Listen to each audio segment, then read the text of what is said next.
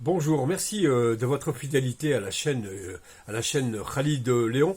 Merci pour les partages, merci pour les commentaires qui sont venus de partout. Merci encore une fois du fond du cœur, chers amis. J'aimerais pour débuter cette petite vidéo, évoquer et rendre hommage à un monsieur qui est encore vivant, Dieu merci. C'est Akli Melouli. Akli Melouli est un sénateur fraîchement élu, un homme qui a fait énormément de terrain. Akli Melouli pour défendre la veuve et l'orphelin, si j'ose dire, la banlieue, la France réelle et non pas la France fictive des médias, de la sphère médiatique, une France réelle. Et Akli Melouli a été récompensant de ses efforts, puisqu'il a été élu sénateur de gauche, bien évidemment. Et récemment, dans ce contexte de charge pas héroïque du tout contre le voile, encore une fois, où les excités, ou les opportunistes de la politique, les politicards de profession, qui ont toujours vécu finalement de la politique, et donc du denier et de la thune du contribuable, sans jamais travailler, ces opportunistes-là, ces parvenus, n'ayant pas d'autre cause à défendre, puisque tout va bien en France, Madame la Marquise, c'est le voile qui fait problème. Alors ils aimeraient étendre le voile à toute la sphère publique, tout interdire, parce que le seul problème, c'est le voile. Mais si on pose la question à chaque Français, il vous dira que non, ces problèmes, c'est les fins de mois, c'est cette France qui disparaît, c'est aussi la disparition de la souveraineté, et surtout, il n'y a pas de ruissellement, comme disait Macron, laissez les riches s'engraisser, il y aura un petit ruissellement, vous aurez quelques cacahuètes. Il n'y a même pas des cacahuètes aujourd'hui, et donc dans ce contexte-là, l'islam, ça marche, la presse monte au front, elle fait son travail, toujours d'intoxication, en comprimant le cerveau des Français, en réduisant leurs neurones finalement à pas grand-chose, et donc cette excitation de grandes bouches, de grandes gueules qui au quotidien viennent déverser des horreurs absolues, des mensonges, une espèce de torsion de la réalité de l'histoire de France pour vendre le programme finalement des libéraux, du libéralisme, et vendre le programme des intérêts de leurs patrons, parce que leur seul intérêt, ce ne sont pas les intérêts de la France, ce sont les intérêts particuliers, même si on se sert, comme l'a fait en son temps Sarkozy, de l'identité nationale pour masquer ces magouilles parfois de gangsters. Bref, de ce contexte dégueulasse où la laïcité sert de prétexte aujourd'hui. Laïcité encore et toujours pour dire que le voile est le seul problème en France. Bravo donc à Akli Melouli d'être monté au front et d'avoir dénoncé cette torsion, cette manipulation de la laïcité en prétextant que la laïcité c'était ci et ça. Faux et archi faux. La laïcité a été décrite en long et en large par notamment son spécialiste, ancien professeur au Collège de France, qui détenait la chaire justement de la laïcité, Jean Bobéro, qui a énormément écrit et qui a écrit la laïcité falsifiée, corrompue, la laïcité du voile, prétextant à mieux violer l'esprit et la lettre de la loi de 1905. Donc, bravo à Akli Melouli d'avoir essayé de faire un discours récemment fracassant, fort, puissant, convaincu, profondément politique, pour dénoncer cette tentative, énième tentative de tomber sur, d'endormir la France autour de la laïcité. À cet égard, ces gens dans les deux chambres, l'Assemblée nationale et le Sénat, quelques anecdotes. Tout le monde connaît le magnifique abbé Pierre qui a été victime d'un lynchage et certainement d'une immense intoxication autour de sa personne. Je ne crois personnellement à aucun mot de ce qui a été dit, ayant beaucoup lu la vie de l'abbé Pierre, l'ayant suivi quand il était encore de ce monde. Je pense que tout ça est une intox qui est surtout liée à son soutien et ses déclarations autour de la Palestine. Donc tout ça, on a voulu lui faire payer ça et là, avec des manœuvres un peu dégueulasses, scélérates, sous la ceinture, comme seule la caste des intégristes sait le faire. Alors l'abbé Pierre, lorsqu'il est élu, après la guerre, grand résistant, parce que ceux qui le disent aujourd'hui sont peut-être des collabos aussi. Lui était un résistant sur le plateau des Grillères, là-haut, il s'est battu, il a donné sa vie, et pas beaucoup peuvent effectivement en dire autant. Et donc l'abbé Pierre se fait élire après la guerre au MRP pendant 6 ans. Et cet abbé Pierre, la laïcité n'était pas falsifiée à l'époque, elle n'était pas voilée ou violée, eh bien l'abbé Pierre venait en tenue de curé, de soutane à l'Assemblée même, parce que l'esprit de la laïcité, justement, c'est que chacun garde son libre arbitre. Et il n'y avait pas de signe extérieur de religion qui gênait la présence de l'abbé Pierre à l'Assemblée pendant 6 ans. Il n'est jamais venu en costard-cravate, hein, tenue de mafieux parfois, non. Il venait habillé en curé, l'abbé Pierre, à l'Assemblée nationale.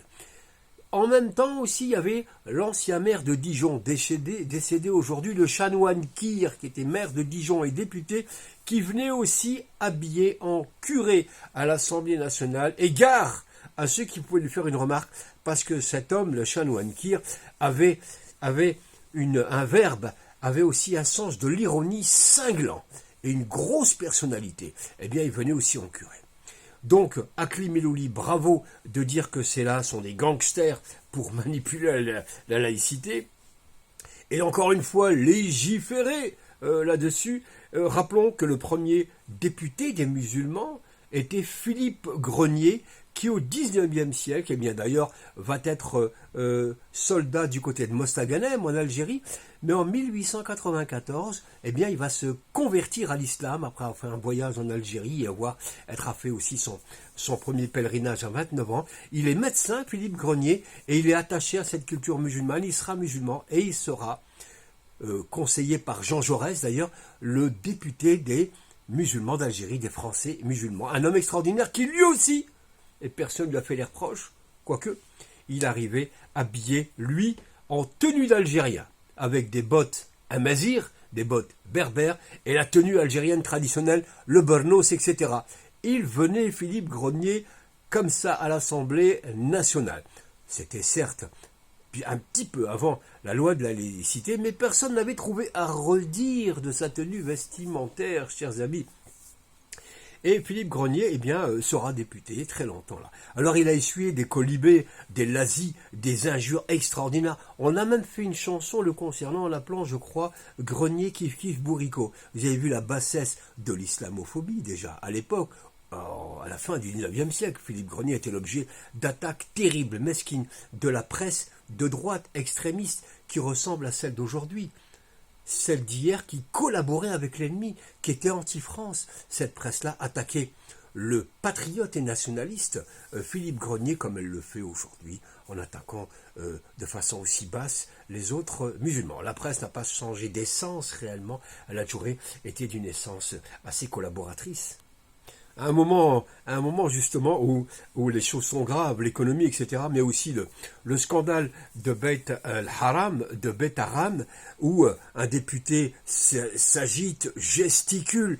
Je veux parler de Bayrou, Premier ministre, qui gesticule, qui ment. Non, je ne sais pas, je n'étais pas là, je ne sais pas cette histoire. Alors que ces enfants étaient scolarisés dans cette école, dans cette institution Beit Haram. Plus que ça, son épouse était professeur là-bas. Eh bien, le mec, il continue à démentir. La mythomanie transformée en véritable œuvre d'art, mais ridicule aussi, signé Bayrou. Pendant que ça brûle à côté des mœurs, c'est bien la seule chose qui inquiète beaucoup, c'est le voile, et il est urgent de légiférer là-dessus. Dans le même temps, alors il faut savoir qu'à l'époque où ces faits sont relatés gravissimes de viol et de violence sur enfants, eh bien, Bayrou était ministre de l'Éducation. Et c'est lui, d'ailleurs, à cette époque-là, qui n'a pas trouvé plus urgent que de dénoncer ces choses-là. Eh bien, s'était fendu d'une circulaire sur le voile à l'école. C'était l'urgence absolue.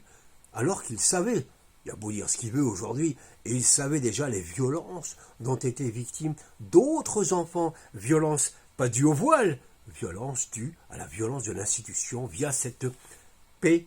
Vous voyez ce que je veux dire, voilà. Donc c'est ça aussi, l'urgence, c'est le voile, et c'est pas effectivement de dénoncer tout ça, et de préserver les enfants de ces violences venues des adultes et de certaines institutions. Dans le même contexte, chers amis, restons-y, il y a 10 jours, un humoriste qui s'appelle Marwan Ben Lazar, a été victime aussi de sa tenue vestimentaire. C'est plus le voile cette fois-ci. Cet humoriste qui passait sur la télévision, je crois, on lui a reproché, je ne sais pas d'où c'est venu, cette nouvelle folie d'attaquer les gens. Alors lui, il était considéré comme ayant une tenue salafiste, donc dangereux, parce qu'il portait la barbe. Voilà. Et il portait un bonnet, ça suffisait pour le diaboliser, chers amis. Rappelons que au XIXe siècle, les révolutionnaires avaient souvent des barbes. Eh bien, on leur avait aussi interdit. C'était à l'arrivée de Napoléon III. Les hommes qui portaient une barbe étaient soupçonnés d'être de dangereux communistes ou de révolutionnaires. Donc le poil, finalement, a toujours été problématique, soupçonneux d'être quelqu'un qui ne se soumettait pas. Eh bien, aujourd'hui, c'est un humoriste qui, lui, c'est pas l'islam, c'est pas le voile, mais c'est son aspect, un peu qui aurait fait peur. Et pour faire le boulot, pour le dénoncer, évidemment, la presse collaboratrice, celle qui déjà s'attaquait à Philippe Grenier, dont je parlais, eh bien cette même presse, par la voix d'une arabe de service, bien gentille, qui a plusieurs casseroles au derrière, Dati, comme ça, est arrivé, ex-cathédra, si j'ose dire. Fini, cet homme est soupçonné de ceci, et on s'attaque à son bonnet et à sa barbe, et Rachida Dati, comme ça, arrive, ministre de la Culture, paraît-il. Oh là là, on entend la culture quand on entend parler de culture chez Rachida Dati, on a envie de rire. Ça va, c'est quand même les pieds nickelés, c'est la famille Ribouldingue, c'est les bidochons, voilà, on se barre. Bref, elle arrive, elle décide qu'il soit là dehors, comme ça, sans procès. Moi, c'est un contexte un peu difficile là-dedans. Alors à un moment où Blanche Gardin, la merveilleuse humoriste Blanche Gardin, avait soutenu et s'était dit indignée, comme l'aurait été Stéphane Hessel, indignée sur les crimes commis en Palestine, ben la voilà boycottée un peu comme Dieudonné, mais littéralement de côté. Donc Blanche Gardin, immense humoriste que les Français aiment, eh bien la violence du système du showbiz la met dehors parce qu'elle a soutenu, elle s'est indignée contre le meurtre des enfants. Dans le même temps, presque, on remet le prix de la laïcité à qui? Eh bien une autre arabe de service, sans talent, chose que un relief, Sophia Aram qui ne fait que taper dans ses sketchs quasiment sur LFI ou sur les musulmans et les femmes voilées, avec une méchanceté, une mesquinerie sans limite. Aucune drôlerie, pourtant, on lui a aussi offert un Molière à cette Sophia Aram, cette serpillère, si j'ose dire, du système. On lui a remis le Molière aussi de l'humour. Molière doit un peu se poser des questions là où il est.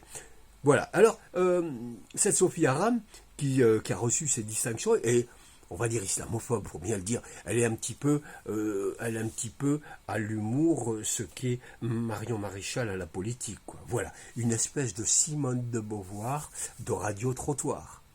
Elle est un peu à l'humour ce que la serpillère est aux techniciens de surface.